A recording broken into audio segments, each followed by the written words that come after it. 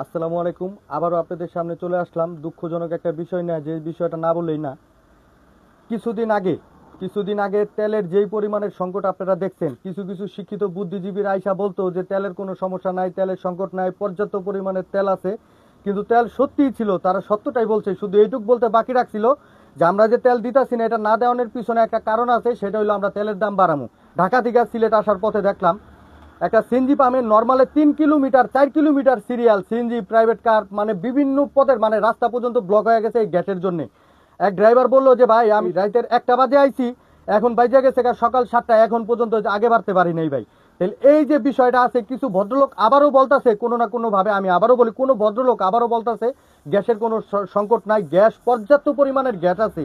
কিন্তু গ্যাস আছে পর্যাপ্ত পরিমাণের, এটা উনি সত্য কথাই বলছে, কিন্তু একটু কথা কম বলছে, সেটা হলো গ্যাসের দামটা আগামীতে বাড়বে কিংবা সামনে গ্যাসের দামটা বাড়বে। এই জন্য গ্যাসের এই সংকটটা যে দেখতেছেন, এটা হলো তার একটা কারণ। তে আপনারা যারা গাড়ি গুড়ি চালান, অবশ্যই গ্যাস ট্যাস সবসময় গাড়িতে নিয়ে রাখবেন, কিংবা গ্যাসের দাম আবারও বাড়বে, এটার জন্য আপনারা সবাই সতর্ক থাকবেন। আমার জন্য দোয়া করবেন। ধন্যবাদ। আসসালামু আলাইকুম।